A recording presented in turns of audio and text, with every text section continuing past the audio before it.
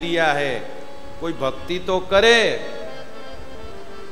राक्षस कुल में श्री प्रहलाद जी महाराज का जन्म हुआ हिरण्यकश्यपु के पुत्र के रूप में। हिरण्यकश्यपु को उनकी भक्ति का पता चला, प्रताड़ित करने लगा, कुएं में पटकता, डांटता, मार पिटाई करता। प्रहलाद जी दुखी हो गए, मैं क्या करूं, मेरा पिता मुझे मार डालेगा, मुझे नष्ट कर देगा, फिर मैं कैसे भक्ति करूंगा, ऐसे चिंतित हो गए प्रहलाद जी। एक दिन कहीं जा रहे थे प्रहलाद जी, तो रास्ते में देखा एक कुम्हारिन, कुम्हारिन जानते ना, मिट्टी के बर्तन बनाने वाले भैया जी होते कुम्हार, उनकी पत्नी, वो हाथ जोड़े प्रार्थना कर रही थी। तो प्रहलाद जी ने पूछा, मैया तुम क्या कर रही हो? बोले मैं भगवान की प्रार्थना कर रही हूं। क्यों? बोले ये देखो सामने जो ये घड़े पक रहे हैं, इन घड़ों में से एक घड़ा ऐसा है जिसमें बिल्ली के 5 बच्चे हैं। मैं किसी काम से बाहर गई, मेरे पति को मालूम नहीं था कि घड़े में बिल्ली के 5 बच्चे हैं, उसने उस घड़े को भी पकने के लिए अग्नि में डाल दिया। अब मैं ठाकुर जी से प्रार्थना कर रही हूं कि उनकी रक्षा हो जाए। प्रहलाद जी बोले, मैया सारे घड़े आग से तपकर लाल लाल हो गए हैं, ये भला कैसे बचेंगे वो बच्चे? बोले नहीं बेटा, भगवान की कृपा पे भरोसा है, ठाकुर जी रखवाले हों तो कैसे भी अग्नि के कुंड में भी गिर के बच जाएंगे। नहीं मां, ऐसे तपत अग्नि में कैसे रक्षा होगी उन बिल्ली के 5 बच्चों की? है तो वो पशु प्राणी है। मां ने कहा तू ठहर, अभी देखना।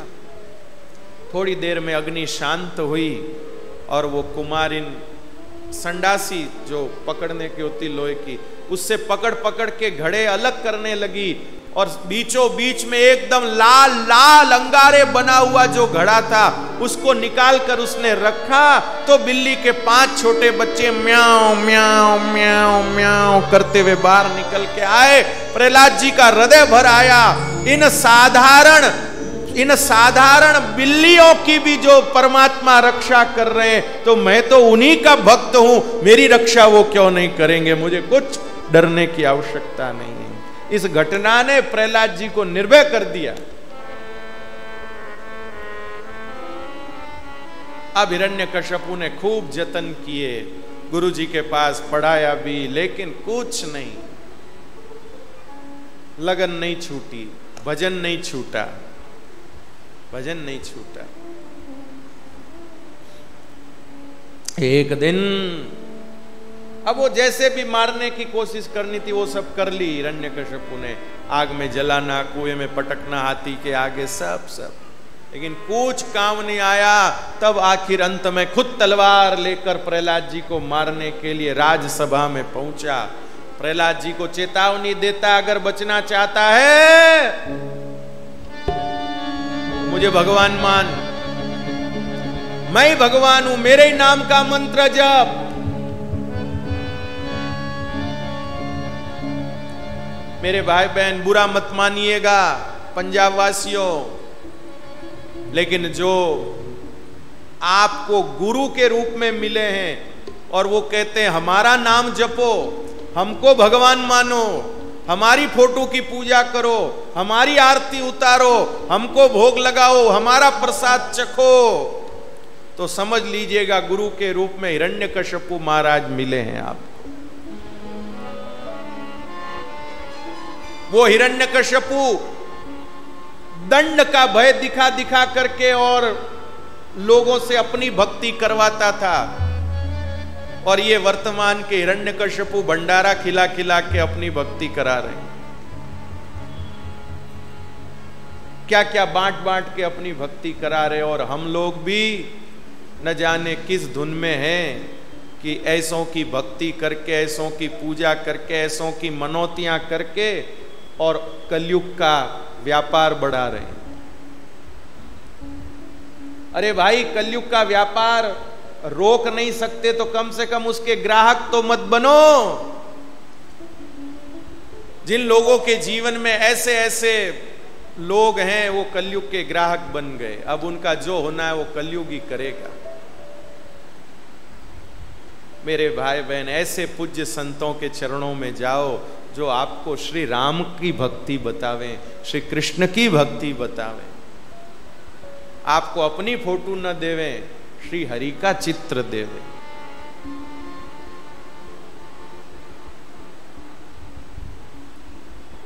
परम श्रद्धेय स्वामी जी श्री राम सुखदास जी महाराज जी, उनको बहुत लोग कहते थे आप फोटो नहीं खिंचाते हो, फोटो नहीं खिंचाते हो, आपको फोटो खिंचानी चाहिए। आने वाली पीढ़ियों को कैसे पता चलेगा कि राम सुखदास जी महाराज कैसे थे? तो स्वामी जी महाराज कहते थे मैं कैसा हूं कैसा नहीं हूं ये आने वाली पीढ़ियों को बताने की जरूरत नहीं है, भगवान का स्वभाव कैसा है, भगवान का स्वरूप कैसा, वो बताना जरूरी है, उससे कल्याण होगा, मेरी फोटो से कल्याण नहीं होगा। स्वामी जी कहते हैं मैं आप लोगों के बीच में आपको भगवान में लगाने के लिए आया हूं, खुद में लगाने के लिए नहीं आया हूं। हम लोगों के नेत्र ही नहीं खुलते, हम इसको समझ ही नहीं पाते कि कौन हमको भगवान में लगा रहा है, कौन हमको खुद में लगा रहा है। पशु बन करके महाराज उनको दूध देते रहते हैं, हम समझ ही नहीं आता है। कृपानाथ क्या हो गया है, क्या हो गया है? खैर आपका हित चिंतक होने के नाते बोल रहा हूं, बाकी कोई बात नहीं। हिरण्यकश्यपु ने कहा ए लड़के प्रहलाद, अगर बचना चाहता है तो मुझे भगवान मान, मेरा नाम जप, मेरा कीर्तन कर, नहीं तो आज ही तेरे प्राण में ले लूंगा। ये जो मेरे हाथ में तलवार है ये अभी तेरे मस्तक को विदीर्ण कर देगी। जब देखो जब नारायण नारायण नारायण नारायण, बार बार नारायण के नाम का दम भरता है, और वो नारायण डरपोक मेरे सामने ही नहीं आता है, डरता है। ऐसे डरपोक की तू भक्ति करता है, क्या पड़ा उस नारायण में? देख तेरे पिता को, बड़े बड़े देवता मेरे आगे थर थर कांपते हैं, मेरी हाजिरी भरते हैं, मेरे सामने बैठकर वेद पाठ करते हैं। ऐसे बलवान, ऐसे शूरवीर, पराक्रमी, प्रभावशाली, ऐश्वर्य युक्त बाप को छोड़कर का तू नारायण नारायण नारायण कर रहा है?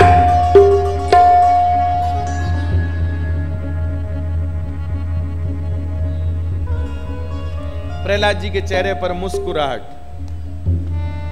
उनके चेहरे पर मुस्कुराहट। हिरण्यकश्यपु कहता किस बात के लिए मुस्कुरा रहा तू? प्रहलाद जी कहते पिताजी आप मुझे डराते हो, धमकाते हो तो मुझे बड़ा आनंद आता। क्या? हाँ, मुझे डराने के बहाने ही सही, धमकाने के बहाने ही सही, आपके मुंह से बार बार मेरे नारायण का नाम तो निकलता है, मेरे इष्ट का नाम। तू मेरे से कीर्तन करवा रहा है? मूड बहुत हुआ, तू मेरा पुत्र इसलिए मैंने तुझे अवसर दिया, नहीं तो मैं इतना भी अवसर नहीं देता, मैं इतना अवसर भी नहीं देता तेरे को।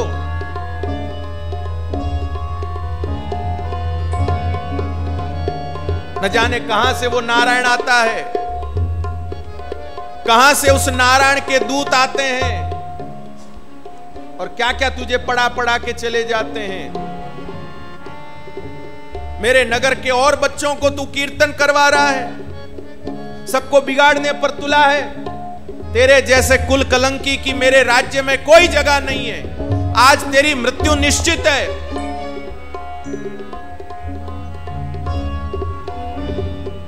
कहां है तेरा नारायण बता?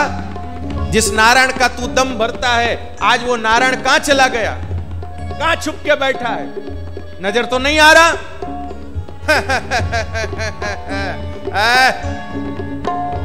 तेरे बाप के आगे हिम्मत नहीं हो रही उस छलिया विष्णु की सामने आने की। कहां है बता?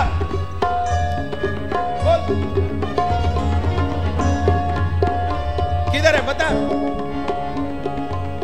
प्रहलाद जी कहते पिताजी किधर नहीं है, किधर नहीं है। जले विष्णु स्थले विष्णु, विष्णु पर्वत स्थले, कहां नहीं है? पिताजी आप में मेरे नारायण है, पिताजी मुझ में मेरे नारायण है, पिताजी इन सिपाहियों में मेरे नारायण है, इन पर्दों में मेरे नारायण है, इस भूमि में मेरे नारायण है, जो हवा बह रही उस हवा में मेरे नारायण है, इन खंभों में मेरे नारायण है, इस भूमंडल पर मेरे नारायण है। पिताजी अणु अणु में मेरा नारायण व्याप्त है, ऐसा कोई स्थान नहीं जहां मेरे नारायण की सत्ता ना है।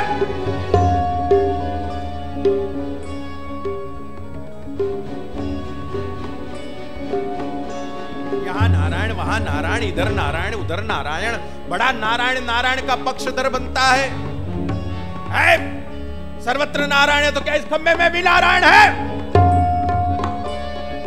तो श्री प्रहलाद जी ने कहा, पिताजी जब सब में नारायण है तो इसमें क्यों नहीं? इसमें भी है। अच्छा, अगर इसमें नारायण है, अभी देखता हूं उस नारायण को। हिरण्यकश्यपु ने अपनी खड्ग हाथ में ली, खंबे की ओर रुख किया, और खंबे की ओर रुख करके हिरण्यकश्यपु ने देखा, और इधर अपने भक्त प्रहलाद के उस वचन को प्रमाण देने के लिए कि अणु अणु में नारायण व्याप्त है, घट घट में व्याप्त है, खंबे में भी व्याप्त है, अपने उस भक्त के वचन को प्रमाण देने के लिए भगवान नारायण खंभ में पधारे।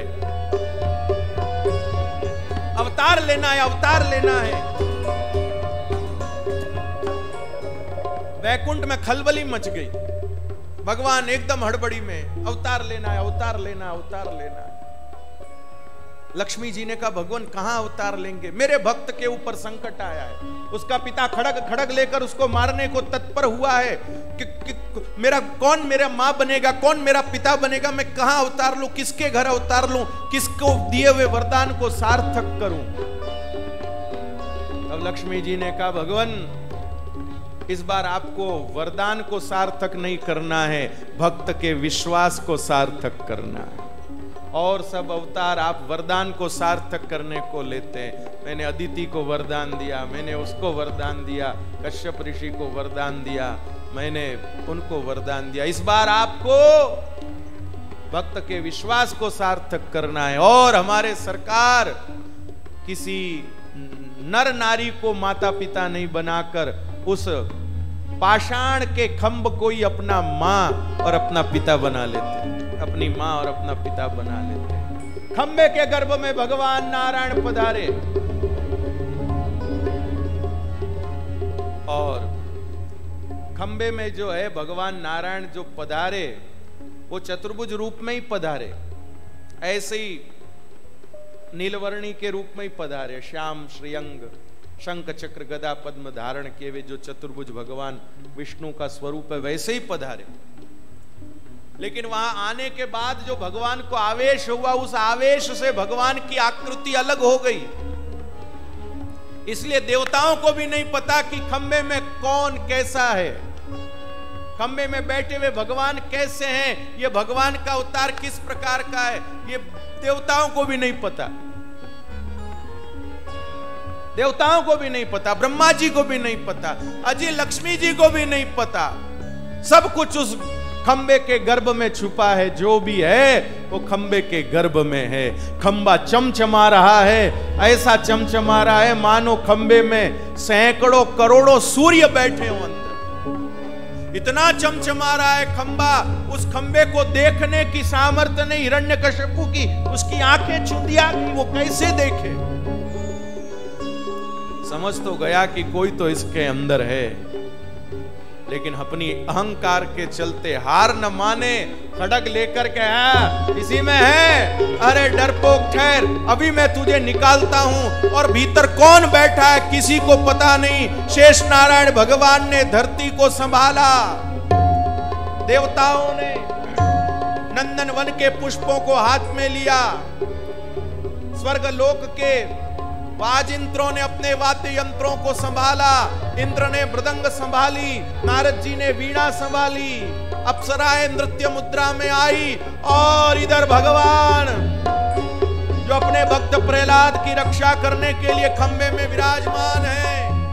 ओ वो हिरण्यकशिपु बढ़ा उनकी तरफ और जा करके हिरण्यकशिपु ने जैसे ही खड़क का प्रहार खंबे के ऊपर करना चाहा, उससे पहले ही खंबा गड़गड़ गड़गड़ गड़गड़ गड़गड़ गड़गड़ गड़गड़ करते हुए फटा और उस खंबे में से भगवान नृसिंह गुर्र गुर्र गुर्र गुर्र करते हुए पधारे। हिरण्यकशिपु अचंभित हो गया, ये क्या है?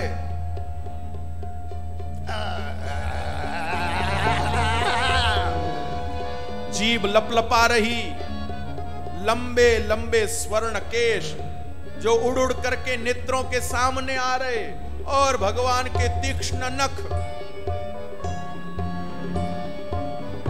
हिरण्यकशिपु को पकड़ा भगवान नृसिंह ने और खींचकर पटका बीच में, फिर उठाया उछाला पटका।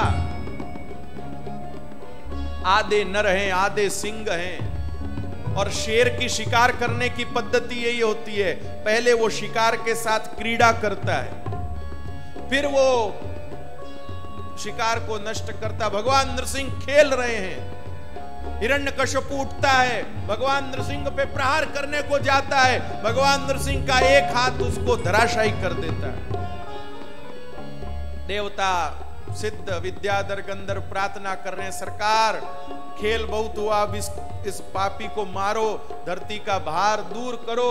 ओ भगवान उसको खींच करके और सभा के बीच में खींच करके द्वार के बीच में ले आते हैं, अपनी गोदी में सुलाते हैं और अपनी गोदी में सुलाकर उसको पूछते हैं, मूढ़, ब्रह्मा जी से वरदान पाकर के क्या तू सोचता था कि कभी मरेगा नहीं? बहुत ऊंचे ऊंचे वरदान तूने लिए, लेकिन मेरे निरपराध निर्दोष भक्त को सताकर तूने अपने वरदान के प्रभाव को नष्ट कर दिया है। कृपानाथ, किसी निर्दोष को कष्ट देंगे तो आशीर्वाद ठहरेगा नहीं। अरे पापी, क्या समझता था? आज तेरी मृत्यु नजदीक आई है, क्या वरदान मांगा था? न जल में मरू न थल में, बोल जल है कि थल? बोले ना जल है ना थल, ये तो मध्य भाग है।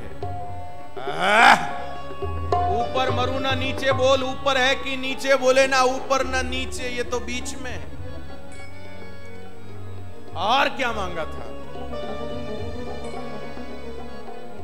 और क्या मांगा था? बोल। न दिन में मरू न रात में, बोल दिन है कि रात?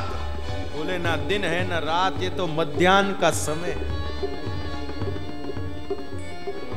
और बोलना ना घर में मरू न बाहर, बोल घर में है कि बाहर? बोले ना घर में न बाहर, मध्य में दहलीज पर। और क्या मांगा था? ना नर से मरू न पशु से, बोल मैं कौन हूं?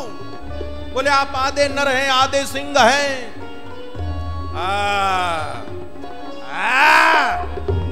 और क्या बोला था?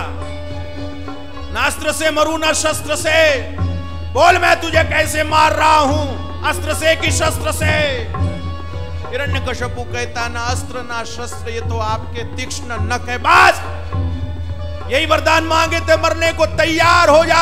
और भगवान नृसिंह ने अपने तीखे तीखे नाखून हिरण्यकशिपु के उदर में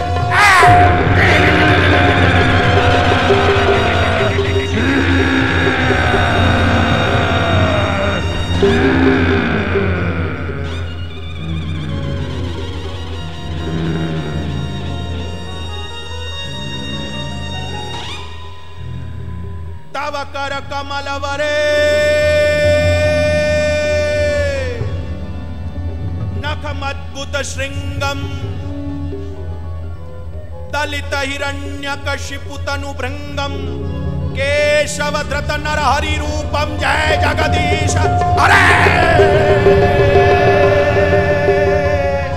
जय जगदीश हरे।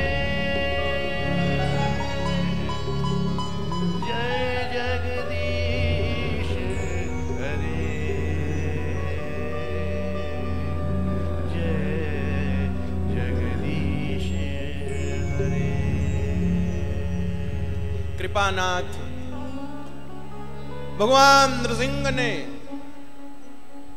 हिरण्यकश्यपु के उदर को पूरा चीर डाला और चीर करके उसके शरीर को दूर फेंक दिया। अपनी जीभ से अपने मूंछों को चाट रहे हैं भगवान नृसिंह, क्रोध से एकदम आग बबूले हो रहे हैं। देवता थर थर कांप रहे हैं। ब्रह्मा जी से कहा आप जाओ, भगवान को राजी करो। ब्रह्मा जी के डर लगता है मैं न जाऊं। इंद्र को कहा तुम जाओ। इंद्र बोले मेरे तो यहीं पर ही हालत पतली हो रही है।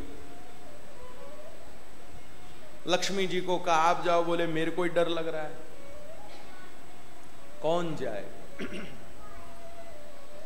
तब श्री प्रहलाद जी महाराज को भेजा। प्रहलाद जी निर्भय होकर के, शेर कितनी भी हिंसक मुद्रा में हो और सब उसके नजदीक जाने से डरेंगे, पर उसका शावक, उसका जो शिशु है वो नहीं डरेगा।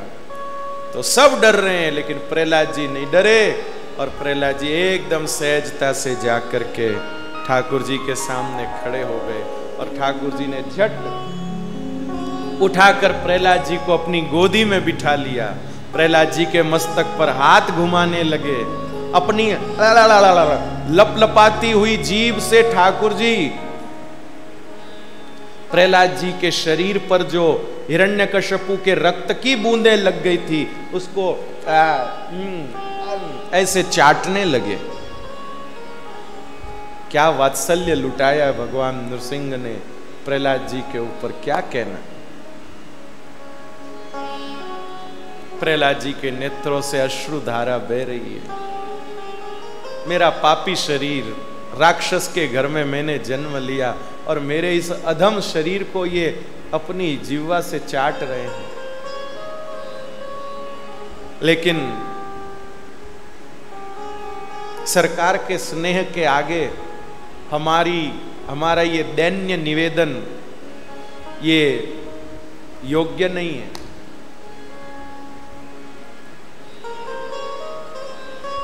प्रहलाद जी उस समय भगवान नरसिंह को कहते रुक जाओ, आप ये क्या कर रहे हो, मैं तो ये राक्षस का खून है। सरकार की मौज ही हमारे लिए सबसे बड़ा सेवा है। जब जैसे जी चाहे पर तो अपनी वस्तु सर्वथा मत सकुचाओ मन की करते सोचो नहीं दूसरी बात सौंप दिए मन प्राण तुम्ही को सौंप दिए ममता भगवान नरसिंह ने कहा बेटा प्रहलाद कुछ मांगो। प्रहलाद जी ने कहा पिताजी आप क्षमा करे ठाकुर जी, हे प्रभु आप पधारे, मेरे ऊपर अनुग्रह किया, मुझे और कुछ नहीं चाहिए, पर बेटा मेरा मन है कुछ देने का, कुछ मांगो। प्रभु मेरे पिताजी ने आपको गालियां बहुत दी, बहुत अपशब्द बोले, मेरे पिताजी को क्षमा कर देना, उनकी सदगति हो जाए। अरे ठाकुर जी बोले सदगति तो उसकी तभी हो गई जब तेरा जन्म उसके घर में हुआ। और दूसरी बात तू ये सोच, कोई गंगा किनारे मरता है, कोई जमुना किनारे, कोई प्रयाग में मरता है, तो मराई यहां है। अब इसके मुक्ति में कहां संशय बचा है। तू निर्भय रहे और कुछ मांग, और कुछ मांग। पीछे ही लग गए ठाकुर जी, मांग मांग मांग मांग। तो